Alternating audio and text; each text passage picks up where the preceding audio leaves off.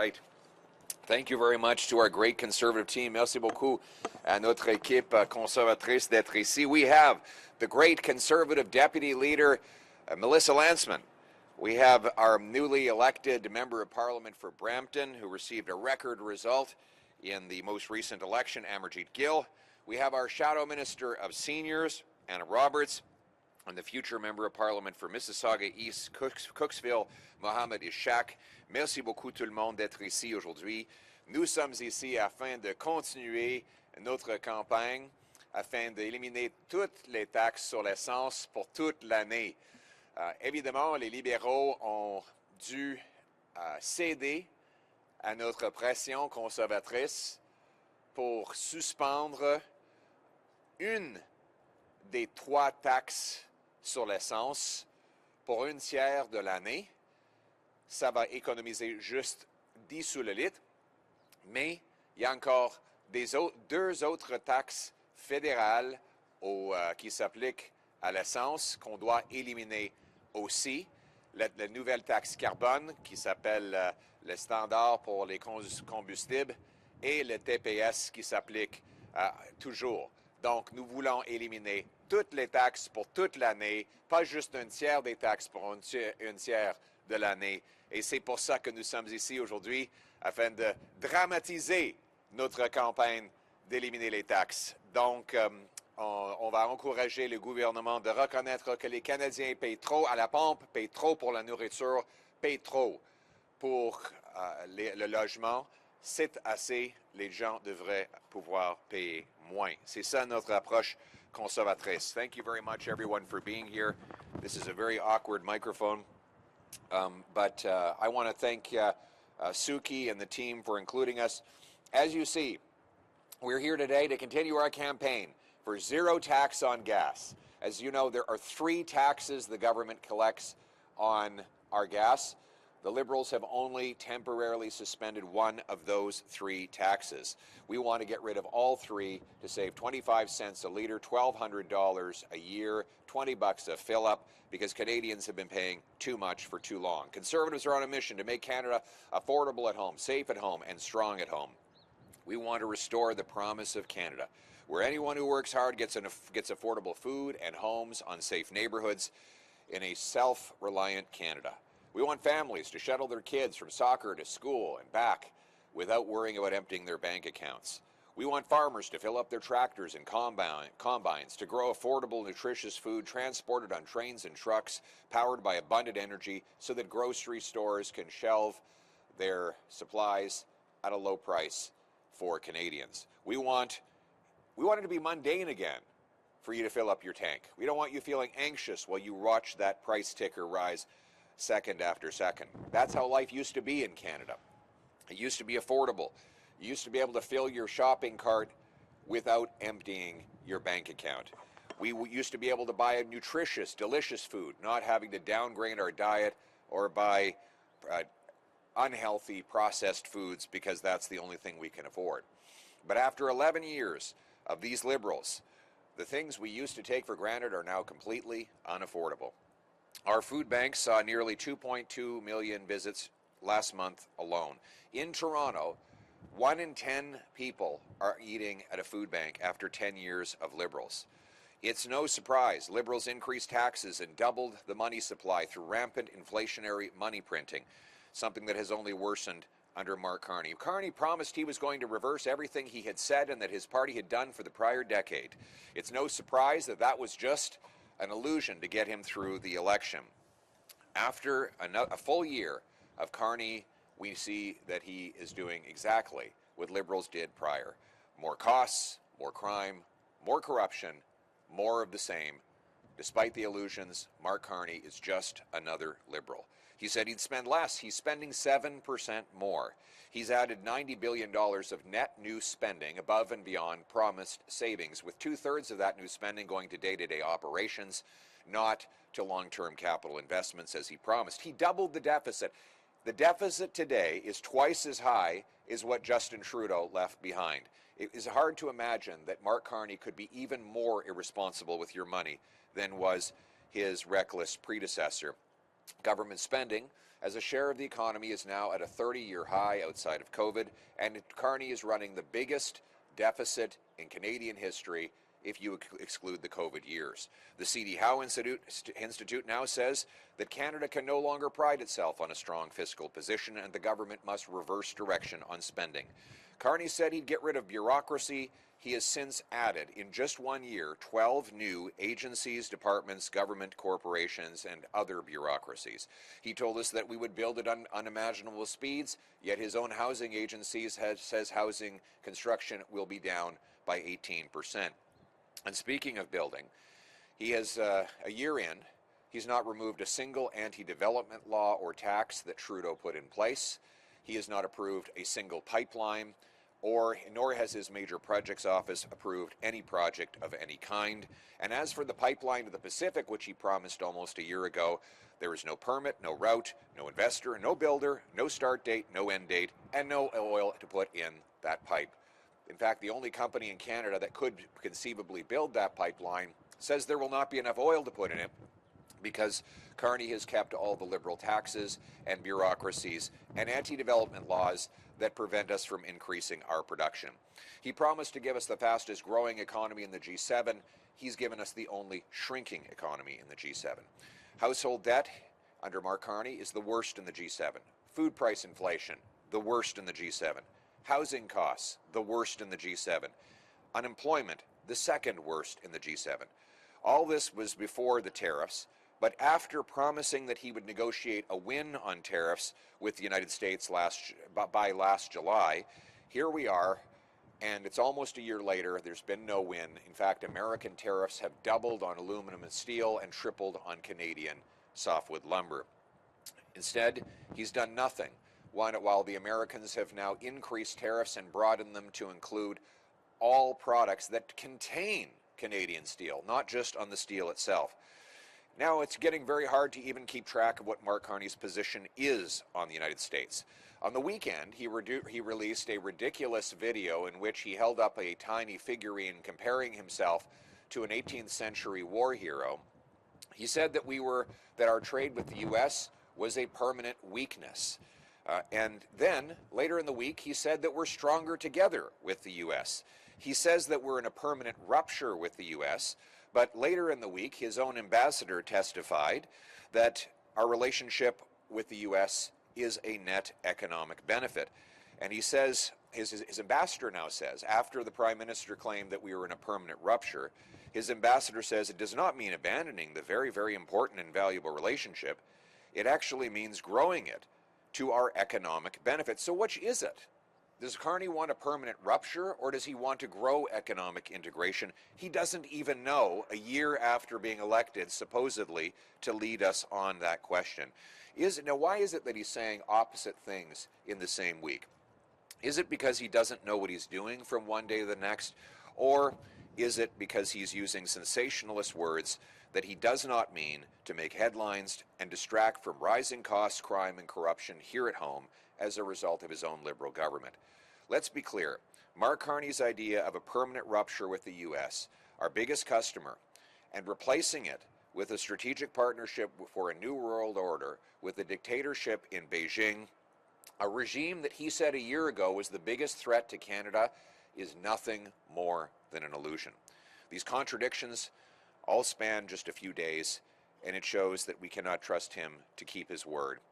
He won't answer questions in the House of Commons because he knows that his illusions will be exposed, and because he does not want to defend the remarks he made just days ago that affordability is the best it's been in decades. Here's the reality.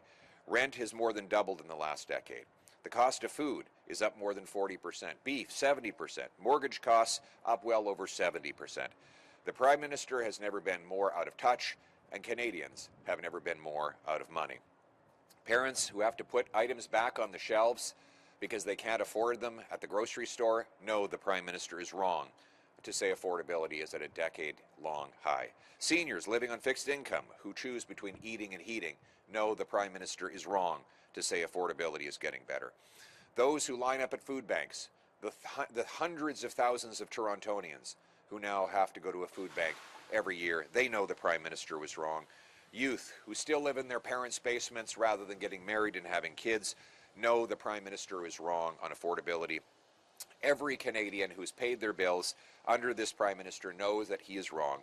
It should not be a surprise that he got it wrong again.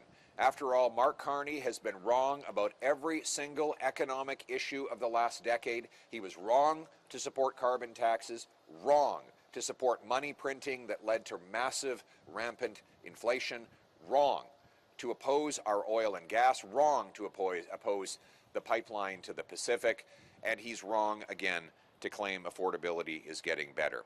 He's also wrong to only bring in a tiny half-bake, half-measure on gasoline prices. Other Western countries are getting rid of all of their taxes. You know, we see the Irish, the Australians, and others actually bringing real relief to their consumers in light of higher international oil prices, while the Prime Minister only brings in 1/3 relief for 1/3 of the year. Under his plan, Canadians are forced to continue to pay 15 cents per litre every time they gas up, even during this short-term suspension of the excise tax. Conservatives, by contrast, want to get rid of all three taxes. We want to get rid of the tax on the new carbon tax, which he calls the fuel standard, and the GST on fuel, because we understand that Canadians need to get to work, they need to take their kids to sports. Our plan would save you $1,200 for the rest of the year, $20 for each fill-up, and a full 25 cents per litre compared to the previous situation.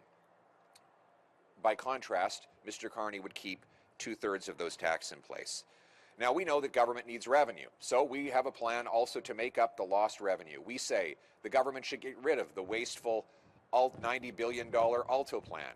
It should close the tax loopholes and offshore tax havens that allow tax dodgers like Brookfield, the Prime Minister's company, to avoid paying taxes. By the way, I find it ironic that he says he can't afford to get rid of all the fuel taxes, but we somehow can afford to allow his company to be the biggest tax dodger in Canada. We would cut bureaucracy, consultants, foreign aid, corporate welfare, and handouts to fake and phony refugees, which would more than make up for the lost revenue that would come from getting rid of this tax. So we go forward with our mission to make Canada affordable at home, safe at home, and strong at home. And let me just work with my team here. We're just going to demonstrate our plan to get rid of these taxes and ensure that Canadians can afford to gas up, to get groceries, and to live a good life. So let's show the difference. Help me out. So this is the temporary tax relief that Carney's brought in. We want to have permanent tax relief by getting rid of the new Liberal carbon tax, which he calls the fuel standard. We also want to get rid of the GST. We're going to do this on the other side as well. On veut pas simplement éliminer la taxe d'accise. On veut éliminer la nouvelle taxe carbone que M. Carney a introduite. Et on veut éliminer le TPS sur l'essence pour le reste de l'année. We'll go over here and cover it on this side as well. So Mr. Carney has temporarily suspended one Liberal tax. We want to get rid of the new Liberal carbon tax, which is currently 7 cents a litre, and we want to get rid of the GST on gas, which is roughly 8 cents a litre. That means getting rid of all the taxes for all of the year and saving Canadians 25 cents a litre. That's how we're going to make life more affordable and give Canadians the relief that they deserve. Thank you very much. Merci beaucoup. On est prêt à prendre des questions. Thank you very much, everyone. We're happy to take your questions now. Thank you. We'll now take questions from reporters. Please identify yourself and your outlet. One question, one follow-up. Okay. Nathaniel Dove, Global News. Thanks for speaking to us today. Erin O'Toole told Global News yesterday that you need to moderate your position on culture war issues in order to compete with the Prime Minister. Will you take that advice? Or, like what? These are O'Toole's words, sir. Like what? An interview with my Ottawa bureau, sir. Right, but you said there were issues in particular. Do you have any of those issues? He says that some of these issues, I don't, sir. I was questions from my colleagues in Ottawa. But do you accept the premise, I guess, from Mr. O'Toole? Will you change anything going forward? I don't know what the premise is. that you need to moderate some positions on culture war issues, if that's Well, let me put it this way. whatever it is. Let's talk about my position on the issues. The reason we got 2.5 million more votes under my leadership in the last election than under the previous election was because of the wildly popular positions that I did take to get rid of taxes on fuel, to clear the path for affordable home building, to lock up criminals, to secure our borders, to bring in immigration sanity. I think it's time that Mark Carney moderate his position on the issues. He's doubled Justin Trudeau's deficit, which was already extreme and radical, to $80 billion a year. He's given us the worst food price inflation in the G7. He's kept all of Trudeau's anti-development laws. He continues to have a weak border that allows illegals to be in our country, endangering our people. These are the positions that need to be moderated, conservative positions to make Canada affordable at home, safe at home, and strong at home are the mainstream moderate positions that are overwhelmingly popular and supported by Canadians. Thank you. And another issue for Mr. O'Toole, he told Global News yesterday, saying your party association with some conservative social media influencers is the biggest gift to Liberals, that if it continues, his words, it guarantees you'll lose the next election. How is your party's association with influencers affected or even hurt your electoral process? Well, I think one of the reasons I got 2.5 million more votes in the last election than we had in the previous election is because we talk to everybody, and we including people who want to get rid of taxes on fuel, who want to have secure borders, lock up criminals, and make our country affordable, strong, and safe at home. And we're going to continue to talk to everybody. Jeremy Borg from the Western Standard. I'd just like to get your reaction to the new LNG pipeline approval in BC today. Oh, finally. It took them forever. This is an expansion of an existing project that took far too long for the Liberals to consider. Unfortunately, Mark Carney has kept in place all of Trudeau's anti-development laws. We need an oil pipeline to the Pacific, for example. It's now been a year, and the promised pipeline to the Pacific for oil has no permit, no path, no investor, no builder, no start point, no end point, no starting date, no ending date. And Mr. Carney is requiring that the Alberta taxpayer fund a $20 billion carbon capture project that has never been done anywhere in the world as a condition of eventually approving that oil pipeline. I would get rid of the anti-development carbon tax that Mr. Carney has in place that is making it impossible to produce enough oil to put in the pipeline. I would get rid of C-69, the anti-development law, and C-48. I would eliminate that so that we can legalize the export of oil off the northwest coast of BC. That is how we're going to diversify our trade, unlock and unblock our resources, get a stronger dollar and a more independent and sovereign economy. Thank you. And just following up on that, you've said in the past that the Liberals are anti-gas industry development. Is this signaling that they're going to be more pro-gas moving forward? We'll see. I mean, 10 years ago, there were 18 LNG projects proposed across Canada. Only one of them has so far been completed, and that was approved by the previous Harper Conservative government. So there have been lots of announcements, lots of press releases, lots of news coverage about bureaucratic busy work, but not a lot of results. So it's time to turn the illusions into reality. Ultimately, what we need to do is get the federal government out of the way, because these projects are wildly profitable. They pay for themselves. They do not need government assistance. What they need is the government to get out of the way and let the builders build, the investors invest, and our energy to reach the world. Hi, Scarlett Grace with Rebel News. There still haven't been any arrests made for any of the synagogues shot at last month in Toronto, nor for the U.S. consulate. Do you think the RCMP and CSIS are taking this seriously enough? No, I mean, there have been rampant terrorist attacks on the Jewish community and on, frankly, people of faith across this country. I think there's something now like 200 church burnings that have happened. And where are the arrests? Why aren't people being locked up for this violence and terrorism on our streets? It is almost as though they're not taking it seriously. We need a real plan to lock up terrorists. Those who are not citizens or permanent residents need to be deported from our country. We need to restore the safety and the tranquility that we used to take for granted here in Canada. And the Liberals haven't done much to deport alleged Islamic Revolutionary Guard Corps IRGC-linked officials. What would you do differently to get deportations done quickly and accurately? It shouldn't be hard. Many of these IRGC terrorists are here as visitors. They have no permanent status in this country. Members of the community spot these terrorists in gyms and in other public settings. They live in fancy mansions in the Greater Toronto and Greater Vancouver area, and yet somehow, even though everyday Canadians of Persian descent are able to identify where these terrorists live, somehow our own law enforcement can't find a way to do that. They should find them, arrest them, and deport them so that our Persian, our Jewish, and all other communities can enjoy peace and tranquility in this country. Thank you. Rami Boutros, Oxygen Media.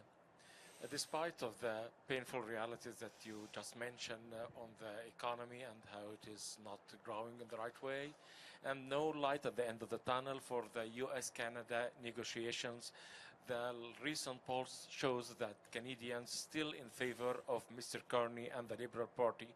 My question is why? So the first part of the question is on the Canada-U.S. file? Canada-U.S. negotiations, no light at the end of the tunnel. Still they in favor and support him. Well, nobody can tell anybody what Mr. Carney's position is. He says on Sunday that trade between Canada and the U.S. is our weakness, and then he says yesterday that he believes that Canada and the U.S. are stronger together. He said that we're in a permanent rupture with the U.S. a few weeks back, and then his ambassador said yesterday that we need more economic integration. So it's not just that we don't know Mr. Carney's strategy, we don't even know his goal. From day to day, he contradicts himself wildly and recklessly, and either he's doing it because he has no idea what his plan is, or because he's using sensational language to distract from the higher cost crime and corruption that his own government has enabled here at home. I would like the Prime Minister to get back to the focus, which is that we need to have solid trade and a strong tariff-free relationship with the biggest customer in the world on whom we depend for 2.6 million jobs. That is what I put forward as a plan. I have a very detailed plan to build up our leverage and use that leverage to regain tariff-free access with our biggest customer to save those 2.6 million jobs so that the steel workers, auto workers, lumber workers, aluminum workers can go home to their children at night and say, we have an income, we can pay our mortgage, you can play hockey this year, and we can have a nice family vacation. Do you think the media will play or playing a role in forgetting and let the Canadians forget about their painful living cost and offer something that Mr. Carney is not showing in the economy? Well, we can't be distracted from the issues that we control here at home. I mean, are we really going to let ourselves be distracted into continuing with the same liberal policies that have driven up our cost of living, making it destroyed home ownership for an entire generation of youth, driven 2.2 million people to the food bank, unleashed crime and chaos on our streets? We control all of those things. And we cannot let President Trump distract us from our ability to control our own destiny on affordability, on jobs, on safety in our streets. Gurjeet Kaur from Hamdard Media. As we all know, Canadians are struggling a lot nowadays. So what message do you have for working class families, specifically in GTA, struggling with affordability and transportation cost? Well, my message is that it doesn't have to be this way. Before this Liberal government, people in the GTA could afford homes and food. They didn't need to line up at food banks. They felt safe in their streets. We didn't have extortionists shooting bullets through children's windows in the middle of the night. This is all the result of a decade of disastrous and reckless Liberal policies that Justin Trudeau brought in and Mark Carney has continued with. After a year of Mark Carney, what do we have? More costs, more crime, more corruption, more of the same. He's just another Liberal. If you want a change to restore an affordable, safe, and strong Canada, only the Conservatives will deliver that change. Hi, this is Abhav from Y Media. What do you have to say about PM Carney's recent comments about the U.S.-Canada relationship? Well, which comments? It's hard to keep track. About U.S. dictating terms and not just being irreluctant on the relationship between the U.S.-Canada. Well, Mark Carney promised that he'd have a deal by July of last year, and ever since that time, he has allowed the American administration to dictate terms. American tariffs on lumber, steel, and aluminum have doubled and in some cases tripled. They've also broadened. And what has Mr. Carney done in return? Other than give speeches and put out YouTube videos, he has achieved nothing but give us the only shrinking economy in the G7. So it's enough. We've had enough illusions and drama from Mark Carney. We actually need results. We need to start judging Mark Carney by the results, not the rhetoric. Thank you so much. All right. This concludes today's press conference. We've exhausted all the questions. Thank you very much for coming. Zero tax on gas. Thank you.